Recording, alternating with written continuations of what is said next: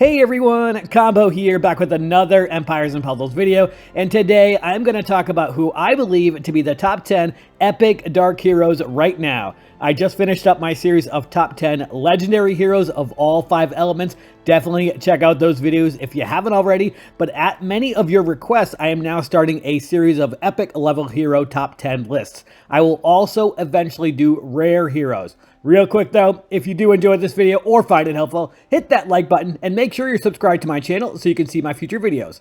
And before I get started, we do need to talk about what I took into consideration when choosing these heroes. For beginners, many of these heroes can be used on one of your war teams, but all of these heroes are good long-term investments to level up based on the versatility and usefulness in other areas of the game, such as raid tournaments, challenge events, and alliance quests. Epic and rare heroes do not see the level of power creep that legendary heroes have seen, so epic and heroes that are good today will still be good years from now, unless Empires and Puzzles starts introducing a power creep for epic and rare heroes. We have seen it slightly because of the new Toon costumes and stuff like that, but definitely not to the extent that we have with legendary heroes. All right, enough yapping. Let's get into our top 10. Starting out at number 10, I have Annabelle from the Morlovia family. She is average speed, her class is cleric, and her ether power is defense up. She is definitely going to be one of many healers in this top 10 list.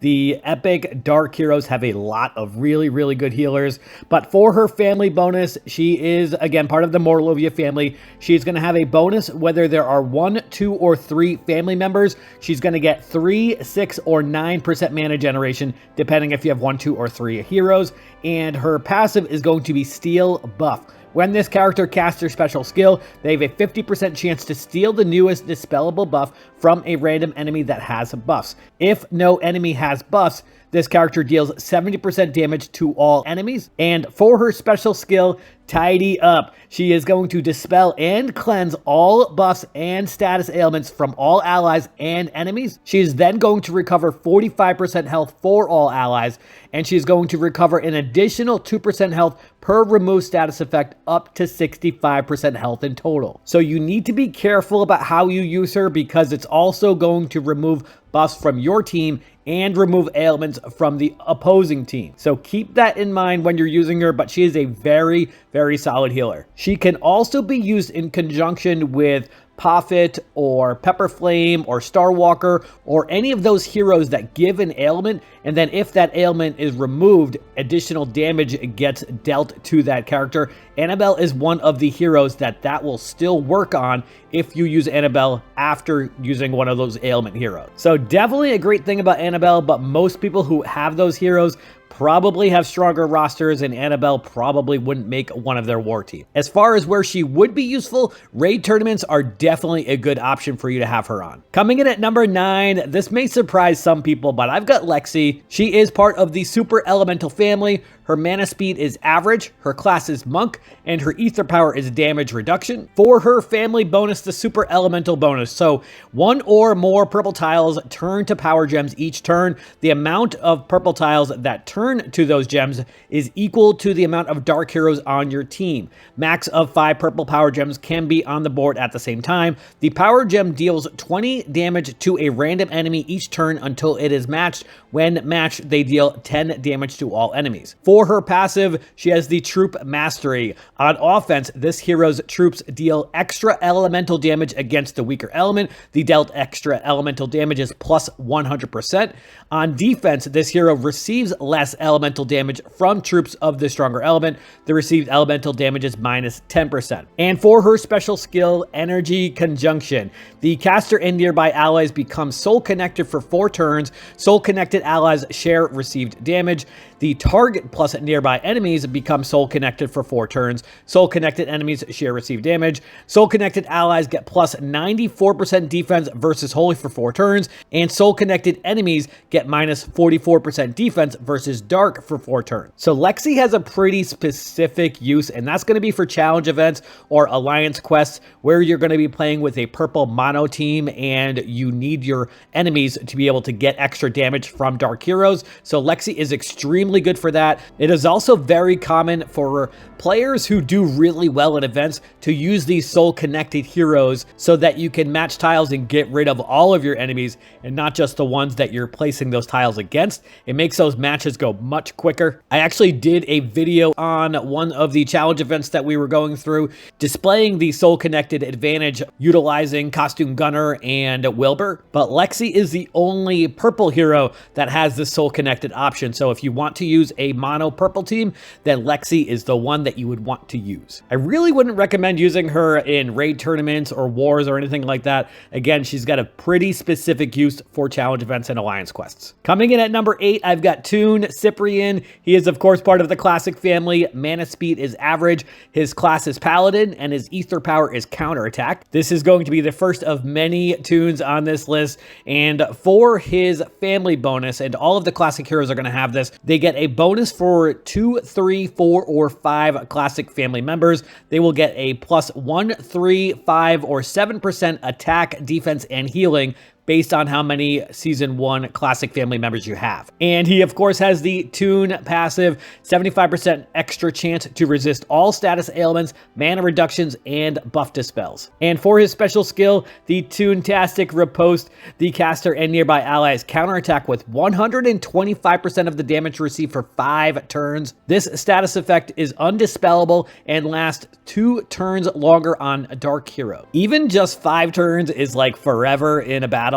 Once Toon Cyprian gets that counterattack on him, it is almost impossible to get rid of. And especially if you're in a raid tournament where holy heroes are not able to be used, if you put Cyprian at the tank position with 2 other dark flanks, it is almost impossible to get rid of that counterattack once he starts going. And that is why we have him at number 8. Coming in at number 7, I've got Fura. Fura is part of the Svartalfheim realm. Definitely butchered that, but she is average mana speed, class is druid, and her ether power is special boost. For her family bonus, for 1, 2, or 3 family members, all enemies receive 22, 37, or 64 poison damage for as long as a Svartalfheim realm family member has low health. This effect cannot be cleansed. So obviously that's a pretty specific family bonus because one of them has to have low health in order for that to happen. So just kind of an added bonus if one of those heroes happens to get low health. And for her special skill, the Night Bloom Dust,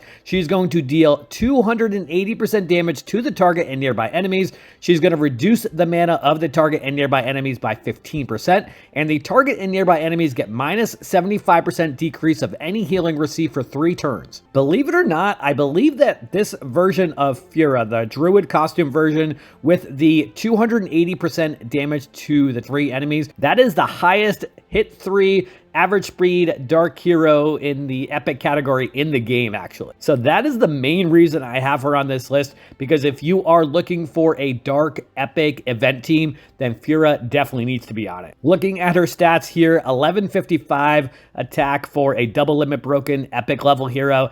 That is pretty good if you ask me. Coming in at number 6, I've got Ingolf. Ingolf was actually one of the first epic dark heroes that was not a healer that I maxed. So I've got a personal connection with Ingolf. I love him. He is a great hero. He's part of the villains family. His mana speed is slow. His class is fighter, and his ether power is regen. So Ingolf actually has 2 family bonuses with the villains family. The first is if you have 1, 2, or 3 heroes, he's going to have a 10, 30, or 50% chance to heal for 15, 35, or 70% of the dealt damage when attacking an enemy. And that is pretty big considering he is an attack all hitter. And then for his second family bonus, he is going to have a plus 40%, plus 80%, or plus 120% more damage dealt against minions. So that is definitely very useful as well. And then for his special skill, the Impairing Blade, he's going to deal 280% damage to all enemies. He's going to reduce the duration of the target and nearby enemies' buffs by 1 turn. All enemies get corrosive poison for 4 turns. Corrosive poison does 50 damage and lowers the target's mana generation by minus 9% each turn. Deals extra damage against heroes with minions or a mega minion. The corrosive poison with the decreased mana generation only affects mana gain from matching tiles or mana gained by the defense team at the end of their turn. So definitely a great hero, hard hitter, 280% to all, plus the corrosive poison damage. And that is why I have Ingolf at number 6. Coming in at number 5, I've got Toon Tiburtus. He is, of course, part of the classic family. Mana speed is average. His class is Ranger, and his ether power is attack up. I already went over the Season 1 classic family bonus, so take a look at that again if you'd like. And then his passive, of course, is that Toon passive, where he's got the 70% extra chance to resist all status ailments, mana reductions, and buff dispels. And then for his special skill, the Toontastic Pulverizer, he's going to deal 325% damage to the target and minor damage to nearby enemies. The target and nearby enemies get minus 24% defense for 6 turns, deals extra damage against Holy. Definitely a very strong hard hitter, has over 1200 attack when you've got him double limit broken with masterclass emblems, plus he has that attack up ether power. Tiburtus is a staple on dark epic level event teams, and definitely an easier hero to get because of all those costume keys that you get throughout the course of the month before that event comes up. Coming in at number 4, I've got Kitty, and we are going to have a slew of healers from now on. I've got Kitty. She is part of the Musketeer family. Her mana speed is average. Her class is Druid, and her ether power is defense up. So definitely love the fact that she's a Druid and ether power being defense up, because she's going to get those extra thorn minions being a Druid, and she's going to have that extra defense for the first 6 turns of each battle. For her family bonus, the Musketeer family members get this. They have a bonus for either 1, 2, or 3 heroes. They will have a 50, 75, or 100% chance to give cover to a random ally for 3 turns when this character casts their special skill. While in cover, the ally takes no damage from special skill attacks or normal attacks, and this character takes 60, 50, or 40% of the damage that would be received by the character in cover. This effect cannot be dispelled, but ends if the caster is defeated. Characters can only give cover to 1 ally at a time. So definitely an interesting family bonus with the cover there. I've seen that activated, and you almost kind of forget about it until it actually happens. I have Felton and Kitty and a couple other Musketeers, and it definitely sneaks up on you when it does happen, but it's very useful because of that reduced damage that happens to them and no damage to your other ally. And for her passive, damage on special skill and cover. When this character receives damage from special skills or in place of a character in cover, there is a 60% chance of dealing 25% of the received damage on all enemies. So this really is just another opportunity for Kitty to do a little bit of damage to everybody while she's in cover, and if that 60% chance happens to trigger. And for her special, the Flowers of Kindness. All allies regenerate 450 boosted health over 3 turns. Boosted health can exceed max HP, and then all allies are going to reflect cleansable status ailments they would receive to a random character on the opposing team for 3 turns. The caster gets plus 30% defense for 3 turns. I do wish that the defense up was for all allies, but it is what it is there. But the reflecting cleansable status ailments is extremely helpful. Both her and Goldie of the Holy Element have this ability, but it is extremely useful to use this against heroes that give those crazy ailments. And that is why I have her at number 4. Coming in at number 3, back to our Toons, I've got Toon Sabina, of course part of the classic family. Her mana speed is average, her class is Sorcerer, and her ether power is Special Armor. Again, take a look at the family bonus for classic heroes again if you'd like. And she, of course, has the Toon passive with the 75% chance to resist all status ailments, mana reductions, and buff dispels. And for her special skill, the Fog of the Toons, she is first going to recover 45% health for all allies. All allies get plus 34% defense for 3 turns. This status effect is undispellable and lasts 2 turns longer on dark characters. She then dispels buffs from all enemies. A great healer, has that defense up, and she's a dispeller, which is pretty hard to find in epic level heroes. Definitely a great hero, and if you are just starting out in the game, she is definitely going to be somebody who's going to help you for a long time, because she's going to help you out in wars to start, and then she's going to help you out in raid tournaments for a long time as well. And coming in at number 2, we have pretty much exactly the same hero. Many of you are already aware of the similar characteristics. I'll show you the differences in a moment, but I've got Toon Rigard. He is, of course, again, part of the classic family. Mana speed is average, his class is Cleric, and his ether power is defense up. Same family bonus, same Toon passive, of course. And then for his special skill, Toonification, he is first going to recover 45% health for all allies. All allies get plus 34% defense for 3 turns. This status effect is undispellable and lasts 2 turns longer on dark characters. And then he's going to cleanse status ailments from all allies. So he is exactly the same as Toon Sabina, except he is going to cleanse your ailments instead of dispelling buffs from enemies. And he is a cleric class instead of the sorcerer class from Sabina. The other difference is their ether power. Rigard's being defense up and Sabina's being special armor. So Rigard's going to get the extra defense for all attacks, where Sabina's only going to get that extra defense against special attacks for the first 6 turns. Both great healers, great heroes. It really all just depends on who you're going up against. If they are a heavy buff team, then you're going to want to bring Sabina so that you can dispel those buffs. If they are a heavy ailment team, then you're going to want to bring Rigard so that you can cleanse those ailments. So definitely interchangeable. Really just depends on the team that you're going up against. And coming in at number 1, I have Shar-Khai. Shar-Khai is my favorite purple epic hero. He is part of the Nightmares of Atlantis family. His mana speed is Changing Tides, class is Paladin, and ether power is defense up. For his family bonus, he has 2 bonuses. The first is the bonus for 1, 2, 3, 4, or 5 family members. He is going to get plus 5, 10, 15, 20, or 25% defense. And then his second family bonus for 1 or 2 heroes, he is going to get a 50 or 75% chance to cast minus 10% mana generation for 3 turns on an enemy who deals special skill damage to this character. If the enemy's special skill defeats this character, the chance is 75 or 100%. And then his passive effects on special skill has a 50% chance to perform the following actions when this character casts their special skill: deals 80% damage to all enemies. The caster gets plus 19% mana generation for 2 turns. So the family bonus isn't too crazy. The passive is definitely useful, but his special is so good. The Changing Tides heroes have 2 charges, and you need to get that first charge first and use it before you can get the second charge. The first charge, usually depending on your troops and other mana generation increase, the first charge usually generates in about 8 tiles, more often 7 tiles if you've got the troops to give you enough mana generation. But all allies are going to get plus 80% normal attack for 5 turns. The normal attack is increased by 20% each turn. This effect can be active in addition to effects that alter attack in general. Normal attacks can have a total maximum of plus 160% increased power while this effect is active.